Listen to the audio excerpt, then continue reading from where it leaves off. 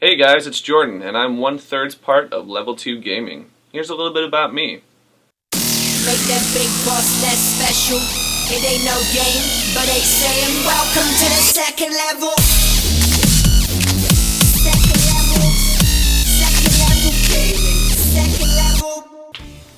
So I've been playing video games now for about 20 years, which is a really long time for me to be committed to something and not push it away because I'm scared. That's a single joke. That's a joke. So my first video game was Super Mario Land, which was on the original gray brick Game Boy, which a lot of people, you could probably show them that and they would be like, oh, that's a really nice paperweight that you got there. But my sister owned it. We were going on a vacation to Hawaii, and I really wanted to play Super Mario while we were on the plane, on our downtime. So my sister wouldn't let me borrow it. My dad said I could buy it from her for $25. I thought to myself, I'm 5 years old. How am I going to get $25 to pay for this? So my dad gave me random chores around the house. Over the course of about 3 or so weeks, I managed to save up $25 and buy my sister's Game Boy. That was the first video game I ever played, and it just completely blew my mind. And since then, I've grown a lot in my taste. I don't play as many Mario games as I probably could, but I still enjoy gaming just as much as I did 20 years ago. Gotten a really gassy demeanor. Over the past 20 years, I've played a lot of video games. It's hard for me to say what might be my complete top 10, but these are 5 games that I consider to be very, very special to me. Number 1, you may have heard me, I know these guys on Level 2 Gaming have heard me at least talk about Dark Souls at least once per hour. Dark Souls 1 is probably my favorite game that I've ever played. I've actually owned it 4 different times. It took me four different times buying it to actually get into it. I just wasn't in the mindset for it, and there was eventually just a day where I sat down, I was like, you know what, I'm going to get through Dark Souls. I'm going to be patient with it. And I have never had a more fulfilling experience with a video game. Since then, I've put a good 500 hours into the whole entire series, and I absolutely adore it. Number 2 for me would probably have to be Final Fantasy IX. I know a lot of people would say, what, no Final Fantasy VII? It's a really good game too, don't get me wrong. It was my introduction to the Final Fantasy series.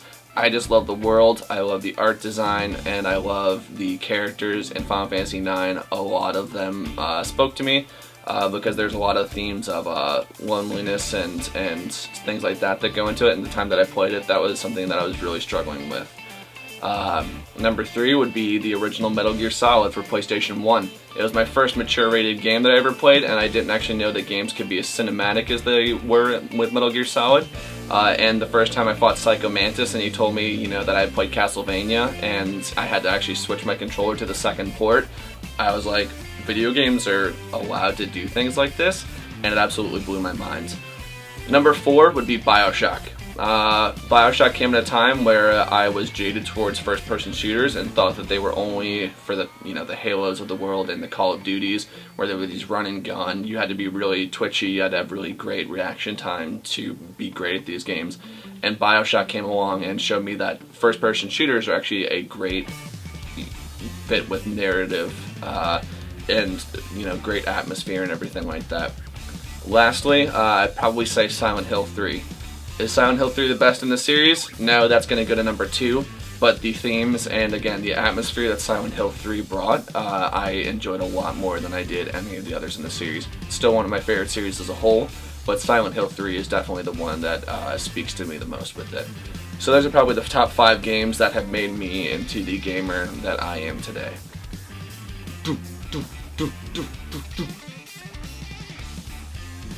My inspirational life is probably Keegan.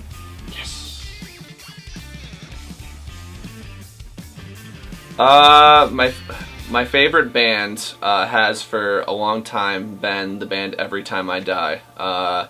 They've always consistently put out great music. They're heavy, they're melodic, their lead singer's an asshole, and he's super smart. And just everything about that band I absolutely adore.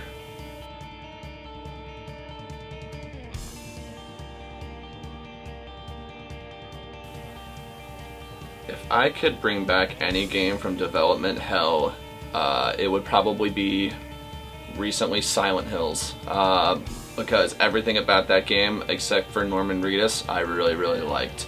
Guillermo del Toro is my homeboy. Hideo Kojima has produced some great video games, so I guess technically it's canceled, so it's not in development hell anymore, but if I could bring that back, it would be Silent Hills. Sorry to steal your answer, Tom. How did I meet Tom? I met Tom at our place of employment. It's been 4 years since I've known Tom, and I remember really enjoying the fact that we got a charming British guy on our team. Little did I know he's a huge asshole. Still charming, and I still love the guy to the death. And we've been friends ever since then. I met Keegan, ironically enough, in London. You'd think I'd meet Tom in London, but I met Keegan in London. That's a complete lie. I met Keegan in the same way, because I don't actually do anything outside of work and play video games. I've known that bastard just as long, and I was like, oh, I didn't know we hired 14-year-olds, and then I learned that he was, just a little bit younger than I was. But yeah, he's a sweet dude, and I'm really fortunate to be on this crew with both of them.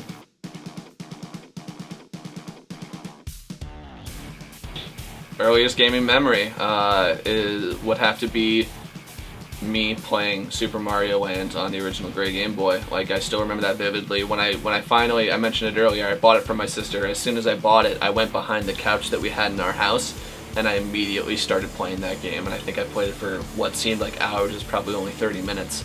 But I sat behind the couch, just super pumped at the fact that I had purchased this game, and I was really proud of myself for that.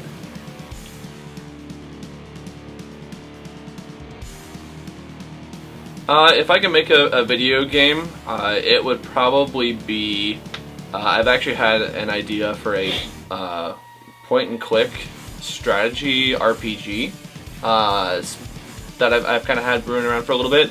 But if I were going to make a game, it would be narratively driven, probably horror or thriller, but my thought would probably be some sort of a point-and-click adventure game. Boxers or briefs? Both. At the same time.